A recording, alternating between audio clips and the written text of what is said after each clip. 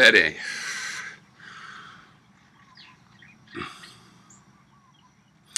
And everybody, I'm going to talk about language 7.0. I know you said you don't have much time for answering. That's okay. I'm just going to talk about language 7.0. I'm taking this opportunity because you asked. And it's about this communication. It's why I communicate the way I do, because, 25 years ago or something, I came up with this language 7.0, and I figured I'd invent this language. And it's supposed to be backward compatible, right? Now, I got convinced that from Wittgenstein, people, that convinced of the idea that philosophy is a battle over language. And the modern confirmation of this is just framing, how the cognitive machine seems to work in terms of metaphors, framings. Store your metaphors in language. Words bring the metaphors they're part of into focus. Okay, and I found that classical language is loaded against the skeptic and the relativist. But here's a little trick. Life isn't just the way you see it. It seems to be that way, of course, but it is the way it is, materially, right? So, for example, I believe in subjectivism. I believe that we're subjective. It's not because I'm going, roo-ha, subjectivism. No, it's because we're stuck in subjectivism. I'm very objective. My goal is classical, very classical. I want to get knowledge. I want to get real knowledge. But we have to start with subjective reality, because that seems to be the case. Now, somebody else says, no, you-ha, objectivism. Blah, blah, blah about that I'm subjective. We figured out, objective. Just rah for that.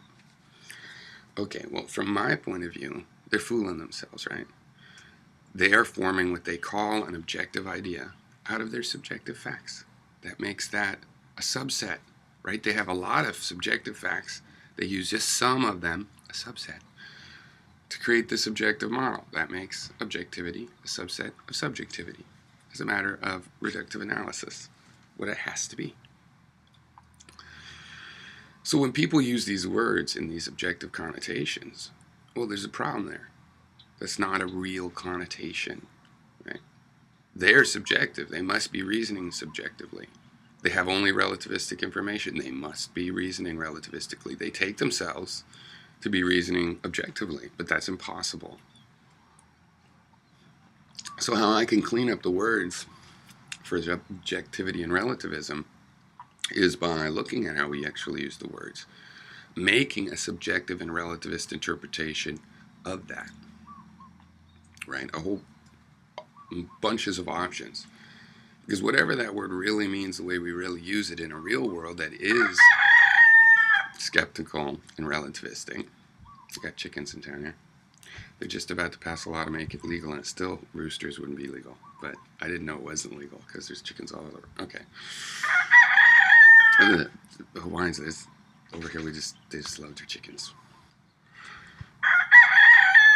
So what I can do is I can look at a term. Okay, so like, I've used this example. When you say coyote, and not you, fedeA, but you, a person, take an objective stance and say, well, I'm talking about the essence, or the blanket. Let's use fedeA as an example, that blanket. Well, it is a blanket. You're taking it as though there's an objective truth to it being a blanket, right? But I still say that what you call a blanket, what you're really talking about, is this idea you have of a blanket. It's the thing that essentially is blankety, right, in your head. And you're getting information about that blanket from your perceptions, which we would all admit are by definition subjective. They come to the subject, you. I am the subject. Right? When you say blanket, I know you're talking about your idea of the blanket, which has to do with your relationship with the blanket. If Grandma made that blankie for you, that's a part of that. It's your relationship to the blanket. that you're modeling in your head that you call this essential thing a blanket. And I feel the blanket is essentially a bunch of energy, chemicals, chemical energy system. So I can analyze the extension, and I call this extensional analysis of something. Like if I want to look into what does love mean to people, philosophers often go, what do we mean when we say this? And they play with saying it a bunch of different ways, and they evoke all these different ways of looking at that term. Okay, extensional analysis is a general purpose way you can do this to any term to try to clean it up, according to what I would say is cleaned up. So something like love. Love is almost, I'm using this as an unhandle. Everybody knows you can't handle love in philosophy, but you can still approach it with extensional analysis. What you do is you go to and look, take a survey of all the particular instances, real interactions and real relationships in the real world. And you see which ones people call love. And then you get a big extension that way.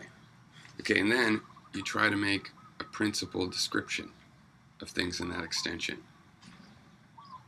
You might not be able to do that. Maybe there's contradictions in here and you need 2 or 3 principles. Maybe you could have another principle that says which principle you use on which cases, and further. If in the end you don't think it's really comprehensible, then we've just put a grab bag of things. We just call a lot of things love. Maybe the love of nature is different than the love of a woman. We're calling them the same. They both end up in the extension, and there is no principle that'll really hook them together. I think there is, though. I think there is it's a cognitive element, this love thing. But it is definable, just not in terms of real world, but in terms of relationships. So another big thing in the language 7.0 is that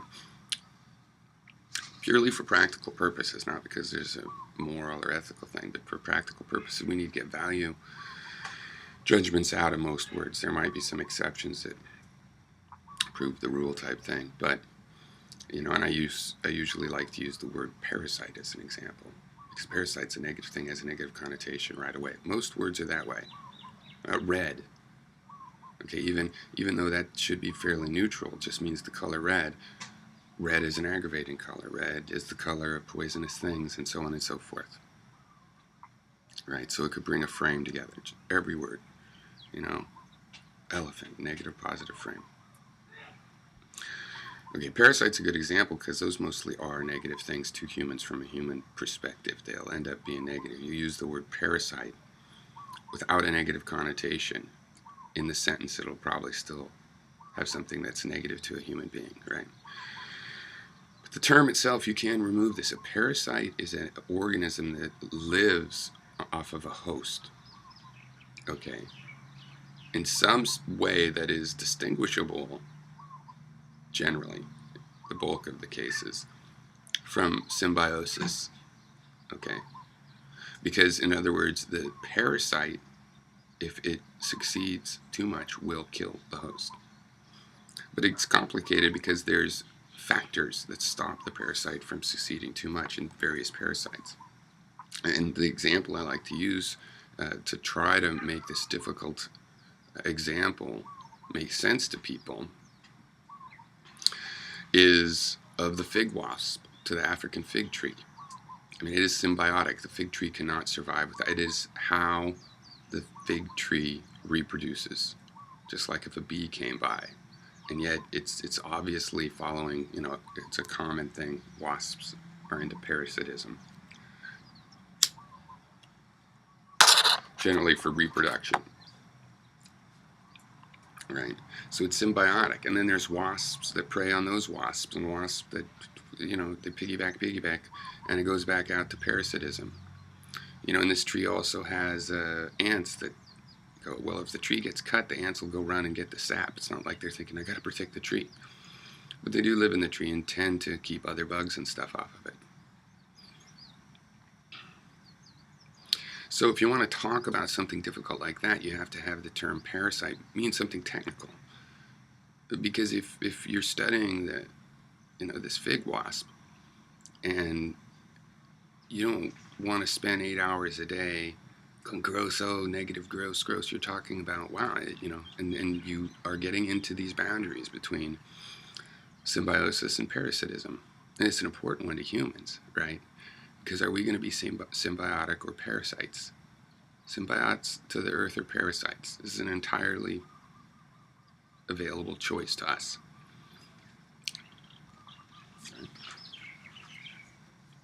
May not even be a choice. Maybe it's going to happen one, but it is definitely a fork in the road. And that's the thing about guilt. See, I think if we faced the parasitism of well, some people have, they bring it up, of humans on the earth, like we're just a parasite, they get all negative. And really, if you think humans are a parasite, and at the moment they clearly are, and that's the direction we're going, our success is going to kill the host. The real question is, well, how can you turn that into symbiosis, right? But when you feel guilty, I'm guilty, my species is a parasite, I think that's an excuse to keep doing the thing. I think those priests that molest little kids, I think they feel guilty about it. I think Tom Foley felt guilty about his predilections, and so he wrote legislation to protect kids from online predators, but he war one. Congressman predator. I think guilt allows that, right? Guilt allows that. And you guys, all you have is guilt, so you think he's saying just have heart feelings, don't care. No, I weep for the world. They're hard, sad feelings. And guilt is that, like, oh, man. And then the guy goes, at least I feel bad about it, I'll work on it, I could tell I really care. And then they go on in their life, forget about when they feel better, they do it again. Boom, it's a cycle. Feeling bad because you did something wrong, there is a feeling like that, but it's not the feeling you guys think of as guilt. Guilt has stepped in and go, yeah, I'm that feeling, feel me. And then it pumps the energy back into doing the fucking thing again. You're supposed to take responsibility. You're supposed to let that settle, that responsibility. You're not supposed to go, but everybody did it. I feel guilty about killing the Indians, so let's not talk about it. Besides, everybody did it. No. That's just the way to keep doing that shit, that we're going to go kill these ones for freedom too. Their freedom. You know? If you just admit things in a more, I think it's available. Yeah, maybe there's no word for it because thousands of years they got all the slaves doing guilt.